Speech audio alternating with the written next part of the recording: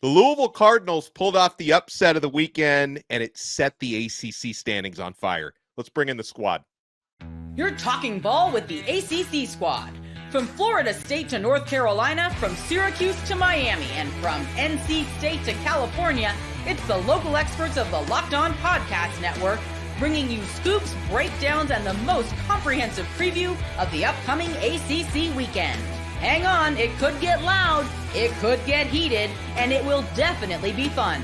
Squad up, you're part of the ACC Squad. Shout out to the everydayers. There are just 2 teams left in the ACC unbeaten in conference, just 1 unbeaten left. Right now, Miami and SMU on a collision course for the ACC championship game. This episode of the ACC Squad is brought to you by FanDuel. You can start the season with a big return. New customers on FanDuel can place a $5 bet, and you'll get started with $150 in bonus bets if you win that first $5 bet. Visit FanDuel.com to get started. We'll talk about the standings. We'll talk about the ACC football championship picture. We'll talk about the games last weekend, this coming weekend, Week 11. I am Alex Donno from Locked On Canes. We got Jackson Holzer from Locked On Syracuse. We got Kenton Gibbs and Grayson Boone from Locked On Wolfpack. We got JJ Jackson from Locked On Duke. We got Dalton Pence from Locked On Louisville. And Louisville, they put the nightcap on in the ACC. I usually at this point, I ask who's buying the first round, but Dalton Pence is buying the first round.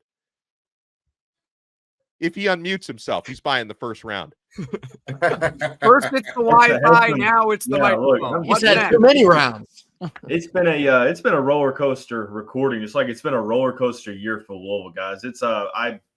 Truthfully, I never thought I'd be buying the shots after sort of the first couple of weeks, but this was the performance that fans were looking for all season long, and it was one that Louisville was pretty much dominant from beginning to end, beating Clemson for the first time in program history and handing the Tigers their first night game loss at Memorial Stadium since 2013 when famous Jameis came to Death Valley. So vibes are great, man. Unfortunately, it took a little while to see who most of the fans thought this team was. You are who your record says you are, but the vibes are good heading into the bye week. So, all right. Well, if we really want to get into this thing, right, I think that we need to give more credit to Louisville because Dalton is going to talk his talk today, and he deserves it because everybody keeps talking about Clemson wetting the bed and pissing down their leg. But I'm going to tell you something. Did y'all not see a Louisville team that pushed Clemson around up front? Did y'all not see a Louisville team that said, oh, your defense, they're tough, they're all that. Hey, we got this true freshman running back. He's pretty good. Hey, you want to meet him? And meet him again. And meet him one more time after that. And they kept continuously doing that. And then we talk about the special teams, which has been an Achilles heel for Louisville at times this year, right? Getting kicks in their own block, making terrible errors on special teams that you just can't have.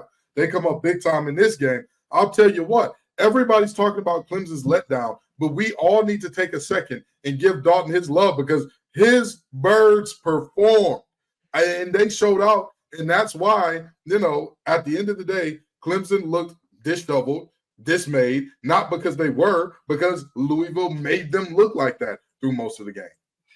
It's a fragile fan base right now, it feels like, because, Josh Pate said it best. I don't know if you all heard what he said about when Louisville beat Clemson. It was almost like that was sort of the nail in the coffin for this this whole trend that Dabo Swinney just won't utilize the portal. And now you get that home loss. And Clemson fans, I've had a couple text me saying, well, it was the blocks from the offensive line diving at our players' knees. Dabo says in the postgame press conference, nah, that wasn't it. And cut blocks are illegal the last time that I checked. So, I'm used to it. I would expect that when a favorite at home in a night game, a place they haven't lost since 2013 at night, they're going to say it's copium. They're high on copium. That's all it is. Yeah, we beat ourselves, guys. Lord forbid we had one lead in the game and then we had no offensive rhythm throughout. But it is what it is, man. Only thing that matters, what's in the W and L column. Coming into the season, I had several concerns about if Clemson could sustain a high enough offense to carry them through the season. Last couple of weeks, they looked like they were going to answer me wrong, but this week I found it fascinating. Clemson had no turnovers. They held the ball for 15 more minutes than Louisville did and had just about 90 more yards. Still lost by 12. That's a domination by Louisville. They should take that one and run with it forever. Yeah. I mean, Kenton and I talked about this earlier this week on Locked On ACC. Like, it felt to me, and this is not taking anything away from Louisville, but still, because, two things can be true at once. Louisville played their best game of the season. They played up to their talent level, but you also see the flaws in Clemson, and it just never looked to me when Clemson was down by double digits like that was a team that was built to play from behind. Like, it never looked that way. And if you want to be a championship caliber team, whether you're talking ACC championship, they might miss out on that title game now, or you're talking national championship, I think you have to be able to, in this day and age in college football, you have to be able to pull off a comeback. And at no point did I feel like there were any threat to do that once they fell down double digits.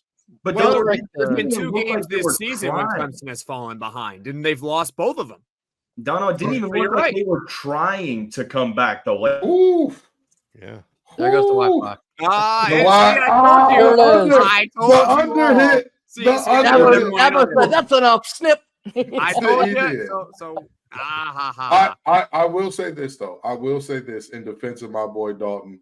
You're absolutely right in that they did not look like they were a team playing from behind. But we also need to acknowledge that team, regardless of what you think about them, regardless of what you think in terms of Louisville's ability to cover and defend, I don't think that they could push the ball at a high level down the field at all. By the way, Dalton just lost me some money on FanDuel. I took the over. I took the over on whether or not. Thank you very much for participating in my very own sports book where we bet on whether or not Dalton's Wi-Fi is going to go out. Chat, you know what? It doesn't matter if Dalton's Wi-Fi goes out. His defensive backs don't. 375 odds, and you still took it. Here's the reality, Chat. Sucker. Donno, I don't care what questions you ask today. You might ask some really good questions. We got a good show planned for the rest of the afternoon. But the only question that truly matters, and I need you all to drop the comments down in the chat below, the over-under is now at 3.5 times how many times my Wi-Fi is going to go out in this show. We're barely even 7. I love being the house. I'm just printing money right now. Hey, listen. I believe in Dalton like I believe in his cards. I'm gonna take the under. All right, I believe in you. Okay, you got 2 more. What were we talking about? Were we talking about Clemson? I want to talk about Pitt as well. Because Clemson, that was one team unbeaten in conference who fell thanks to Louisville, but there was another one. Now somebody's had to go when Pitt, who was unbeaten overall at 7-0, took on SMU with just one overall loss, 0 conference losses. So both teams were unbeaten in ACC play, and SMU didn't just win. SMU absolutely obliterated the Pitt Panthers at home. And Kenton, I'm sorry. I'm sorry that Pat Narduzzi and your guys up there in Pittsburgh, PA couldn't keep up the pace this year. But, it was a tough loss for you, KG. I want to make one thing clear, okay? That was not a loss for me so much as what – there we go with Dalton again. That was not a loss for me. That's 2. We got 2 going. That was not a loss for me. If you hear that sound in the distance, that's me printing money against Kenton right now with how many times Dalton's Wi-Fi is going out. Don't worry about it. The universe did not want to hear me talk about the Pittsburgh Panthers like I have been doing. Donno asked about Pittsburgh, and the universe said, "No, you can't. You can't take a victory lap." Can I say something real quick though? Because everybody's going victory lap on Pitt and on my take on Pitt for a second. But can I talk about an interesting parallel? There are 2 Power 4 teams in the state of Pennsylvania. Both Power 4 teams in the state of Pennsylvania took on a 1-loss team whose only loss came to an undefeated team in their games this week. Both of those teams walked out as losers, and yet one of them is being ragged on as a fraud, as the other is being held as, they're still one of the best 10 teams in the nation. I find that interesting. I find that very interesting. Am I the only one? Am I the only one here? Is what you're doing. Penn State needs to be given some flack as well because this. Wait a minute, you're comparing Pitt and Penn State? Yes. Absolutely. Oh, you gotta be kidding me! Absolutely. Stop it! But see, and this is what I'm talking about. Stop it! Stop! So Listen, Pitt is a good team. Obviously, they spanked my Syracuse Orange. Mm-hmm. They're not ready just yet. They are not on the level of Penn State. That's not level. Every time they play a big game, they get shown to not be that. They're still not better than Penn State. Listen, at the end, but see, and this is what I'm talking about. Against Ohio State is the same. The Penn State my brother in Christ. When will Penn State ever win a big game? I'm not trying to say. Pitt gets not for beating nobodies and then losing it in this game against SMU. And on the other side, you're sitting here telling me I'm insane for saying, hey, Penn State's not a good team. This is what I'm talking about. Pitt got whooped. Pitt absolutely had it laid on them thick. I will not deny that. I will not say, oh, Pitt looked as good as Penn State on Saturday. But last time I checked, one loss is one loss is one loss. And last time I checked, we're still sitting up here talking about, well, is Clemson, their eliteness nationally may be over, but they can still win some conference championships. And while we're disrespecting and discounting Pitt, SMU, give them their credit. Jennings played his ass off. He did. He did no turnovers this game. They didn't turn the ball over. Clemson's 19th in the country. They're way below here, and Pitt's 23. There's a 4-team gap there. That's what I'm saying. But that's what I'm saying. Look at the gap between – I'm not just talking about Clemson and Pitt. I'm talking about Pitt and Penn State. There is a 17-spot gap between those two? And that's what you're telling me? Well, there's a bunch of teams that are like jumbled together in this top 25. I don't think anybody is disagreeing with you that there is a completely different double standard for the Big Ten and the SEC teams. Jackson is the ACC. Jackson is at home against Ohio State is a little bit different than a blowout loss to SMU. Kenton's point, though, there are so many 2-loss teams that are ahead of 1-loss Pitt in the rankings. Too many. Okay. A 3-loss Vandy is closer to them than they are to Penn State. Come on, dog. Right. I think you're both right. But you know who was also right?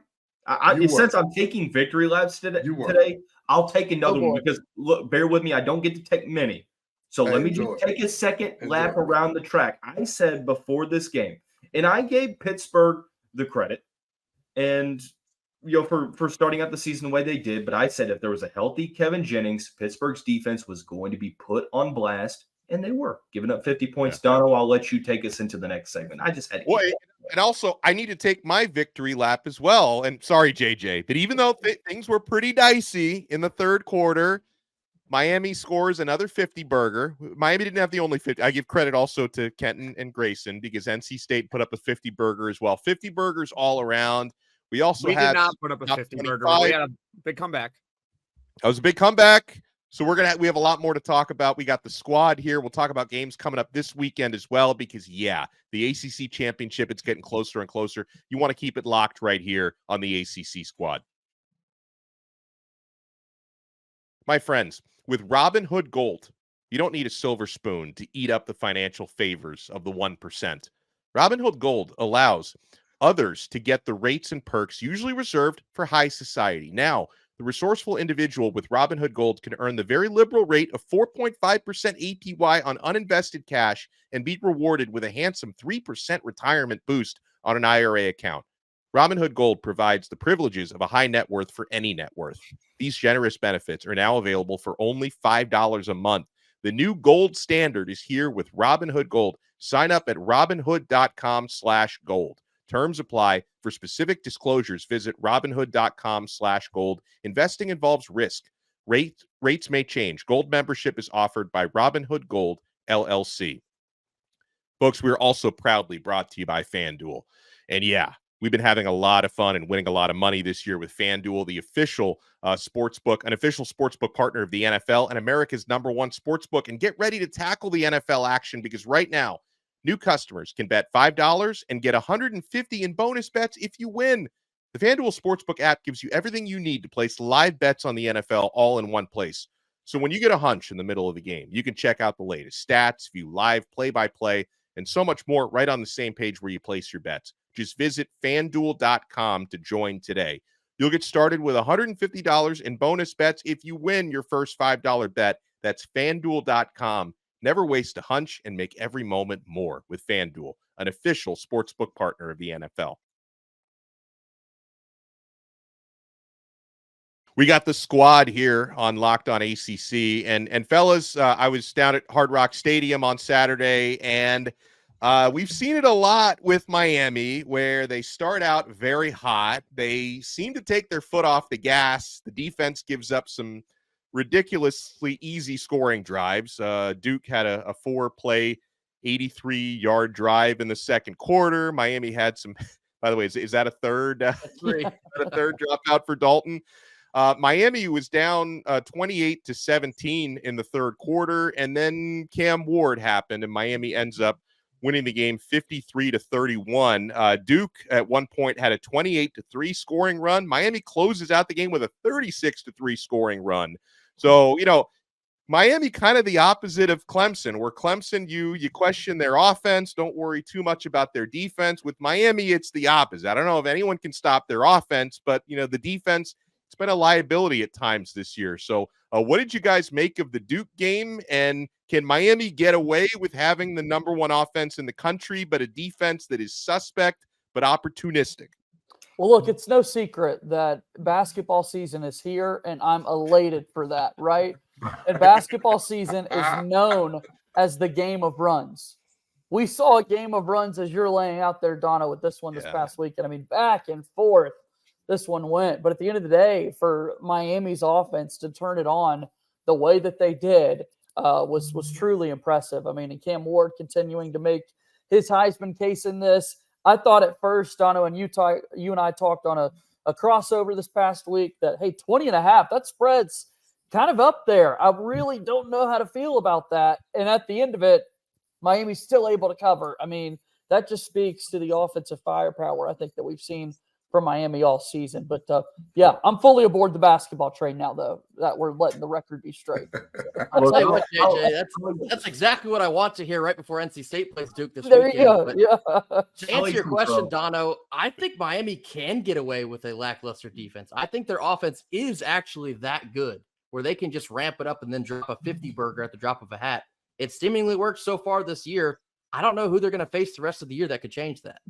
Yeah, I mean, I buy that. It all comes down to, the ceiling in the playoff. When you have a team that can put up 50 points a game on offense more often than not the way they're doing it, that's really impressive no matter who we're talking about, and especially with it being in a Power 4 conference. Now, when you get to the college football playoff, then you have a little bit of a different discussion because, you're going to go up against some better defenses. So you're going to have to get some defensive stops, but unlike some, I believe that Miami's defense isn't playing up to the full potential. I mean, there's a really good defensive line down in Coral Gables, and I think that when they continually build up some more chemistry, Ruben Bain missed some time early on in this season. I think the more and more opportunities for those guys to get to play together, it really all comes down to the secondary. And if they can at least be serviceable and, let's say, cut the big plays that they're giving up in half, I mean, they're going to be a really tough out when we get to December and January. I'm sorry to tell you, but you are who you are at this point in the season, right? Yeah.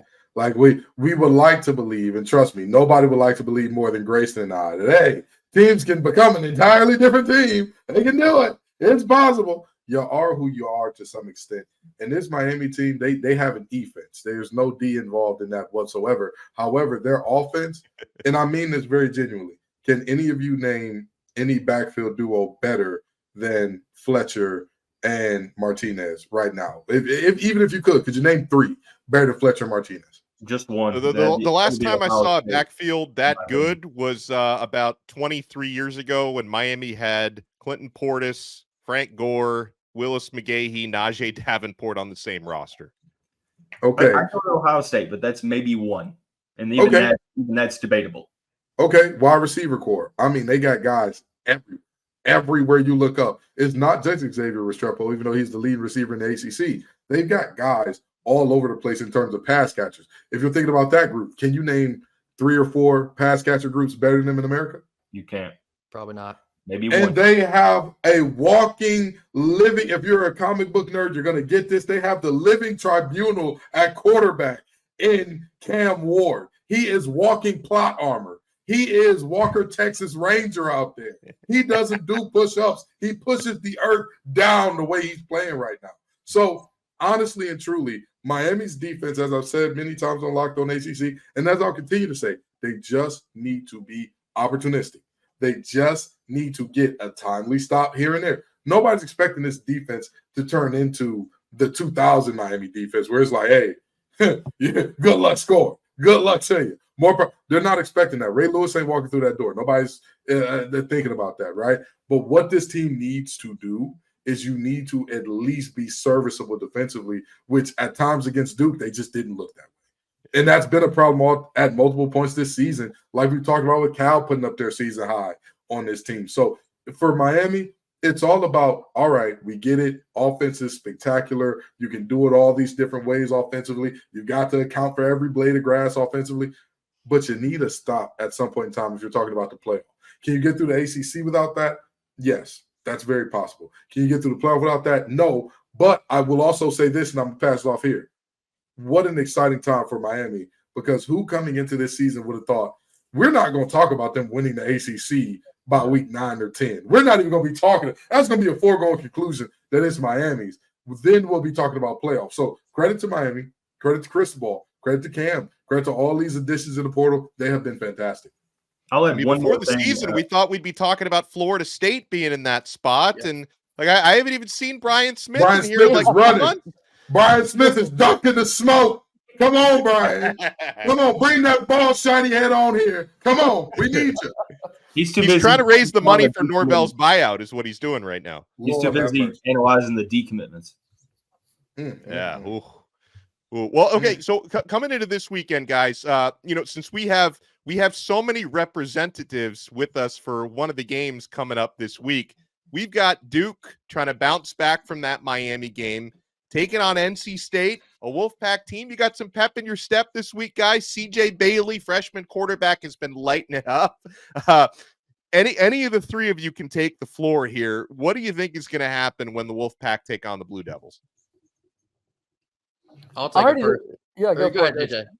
I was just going to – I'm 2-game losing streak for Duke. It's been tough to watch these last couple of weeks with the SMU game that is so infamous now. I was going to add earlier – when we were talking about that SMU and Pitt, it's crazy what the offense for SMU could do when they don't turn the football over like they did 6 times against the Blue Devils, and Duke still lost. And then 4 turnovers offensively for Duke in that Miami game. Still was able to make some big plays here and there, but this offense has just been a little bit too inconsistent over the last few weeks. That's what concerns me going down the stretch here.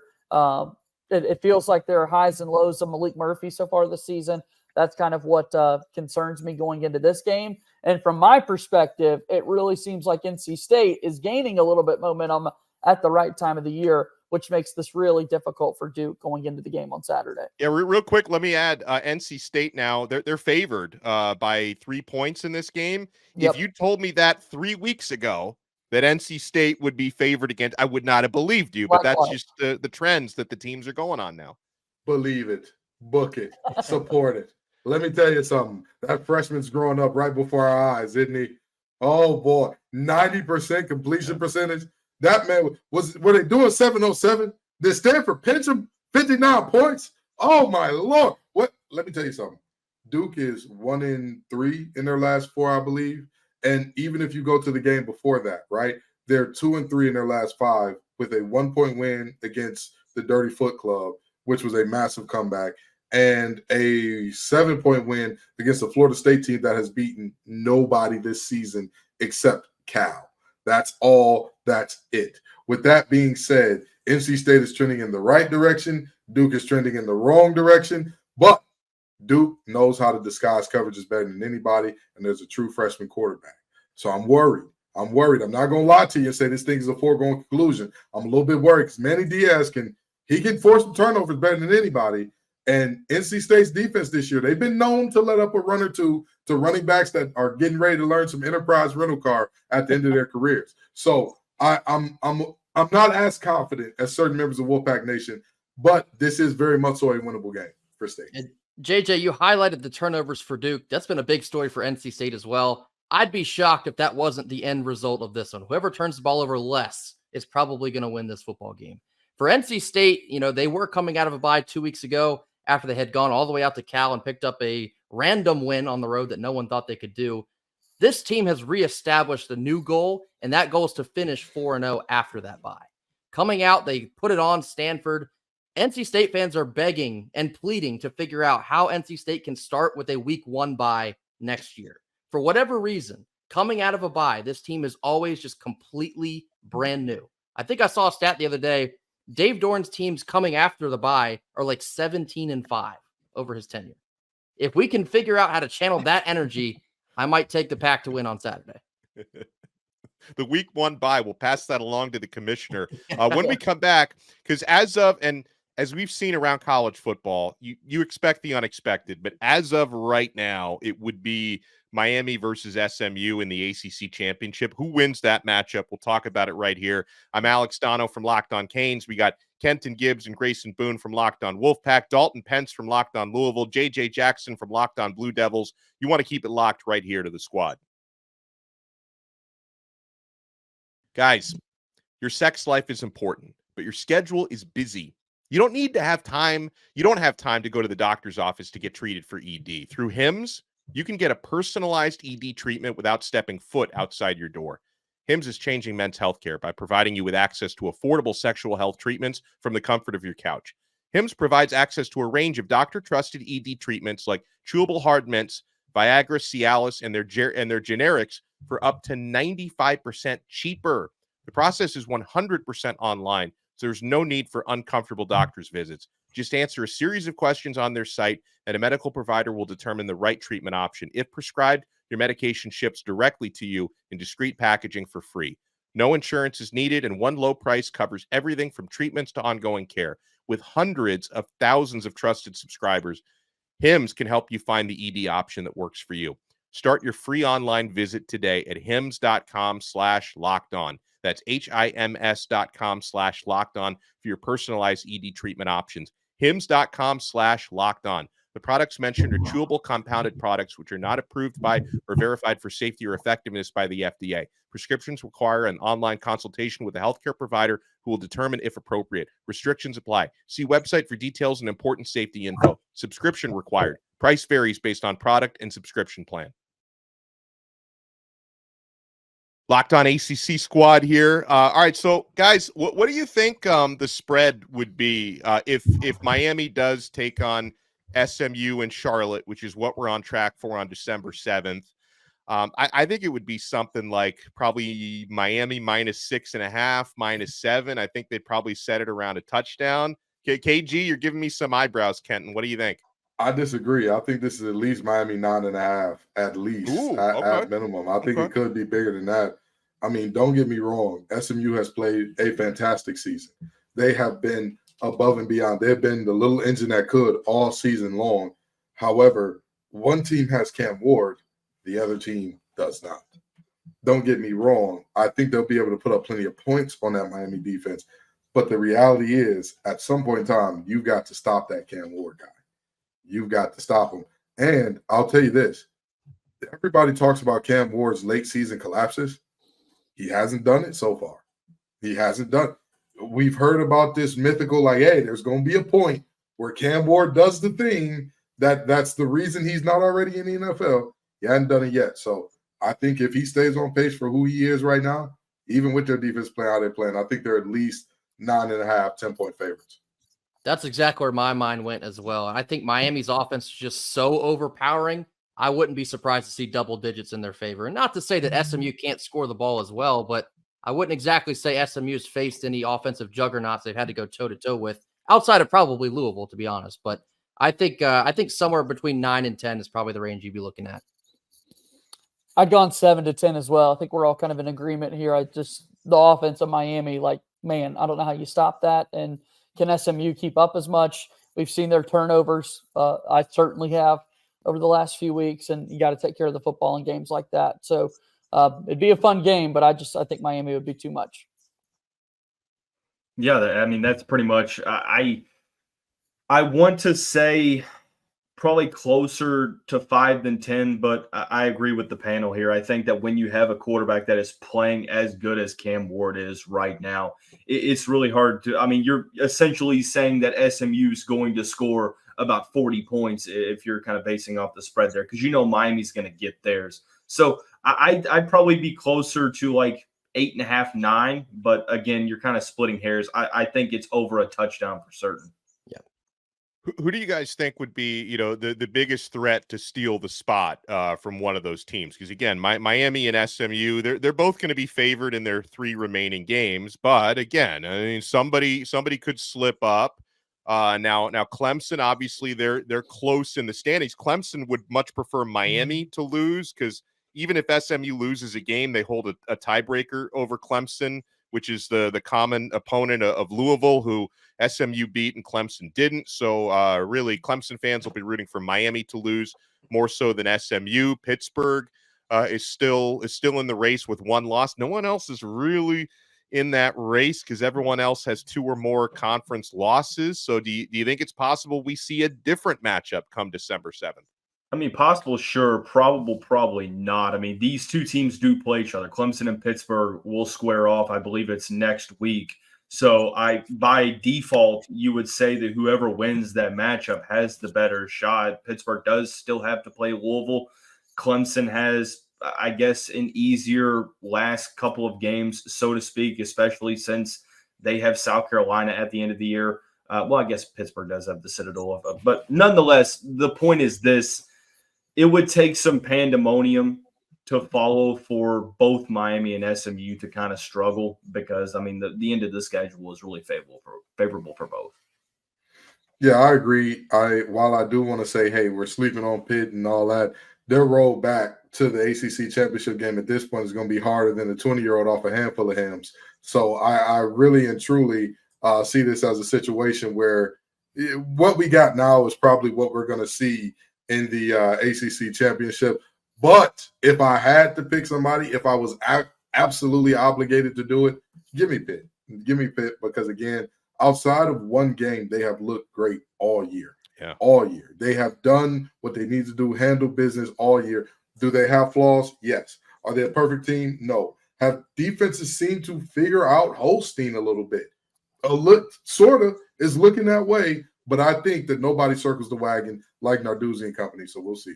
And if you're Pitt, you get Clemson at home. I mean, that's certainly an advantage. You'd rather be there than playing in Death Valley. We saw Louisville go in there and win on the road at Clemson this past weekend. But to Dalton's point earlier, like, that hadn't happened in over a decade. That doesn't happen too often that you're able to do that. So for Pitt to have that game at home, like, this would be their opportunity to get into that conversation.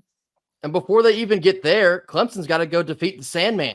They got to go to Blacksburg and take care of Virginia Tech. I wouldn't rule Virginia Tech out of that game. It's going to be a raucous environment. You can only imagine. I think Pitt would have a better chance of making it in over Clemson.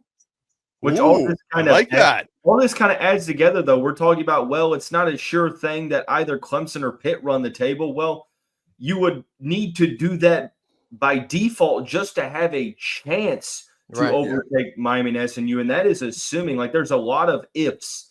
And Kenton, go ahead and sound off on your ifs statement or whatever you say. If ifs was fifth, we'd all be drunk. We'd all be drunk. We sit here sober. I'll tell you what. Yes, it would take a lot. And like I said, I don't expect either one of these teams to make it. But in all fairness, we do have to take our hats off to some of these teams that were not expected to be here. SMU and Pitt. Yeah. Who could have saw us talking about them playing relevant football, not playing spoiler, playing, hey, you can play your way in at this point in the season. Yeah, and I don't know who's the better story, honestly, because, like, my initial reaction would be to say SMU, because they're the first ever team to make the jump from Group of 5 to a power conference and win their first 5 conference games. That's never happened before. But then at the same time, SMU last year was a lot better than Pitt was, guys. They have 3 wins last year. Like, I thought it would take Pitt, 2-3 years to kind of build to the point that they've been at this year. So honestly, I don't know. I guess the better national story is SMU, but if you really dig deep, Pitt is just as good of a story, if not better. Right. Oh, absolutely. They're both wonderful stories, but I mean, SMU also went through a quarterback change. Who would imagine a world where somebody came in telling you, hey, one of these 2 things is going to happen. Pitt is going to be better than we expect, and they're going to be a team that's ranked toward the end of the season with 1 loss. Or SMU is going to replace Preston Stone, and they're going to be a team that is in contention for an ACC championship in their first year in the league. I really, you couldn't write that in Hollywood. They throw it out and say it's not real. Yeah. No doubt about it. Well, I appreciate getting together with all of you gentlemen and talking some ACC football. We'll start mixing in basketball pretty soon because the season is underway. Football's spicier right now, but I know JJ's excited. Jackson left already because he wanted to talk basketball today. So huge shout out and thank you to Kenton Gibbs and Grayson Boone from Locked On Wolfpack. Dalton Pence, huge dub for the Louisville Cardinals. He's from Locked On Louisville, and JJ Jackson from Locked On Blue Devils. I am Alex Donno from Locked On Canes. We will talk to you next time on another edition of The Squad right here on the Locked On Podcast Network. Your team every day.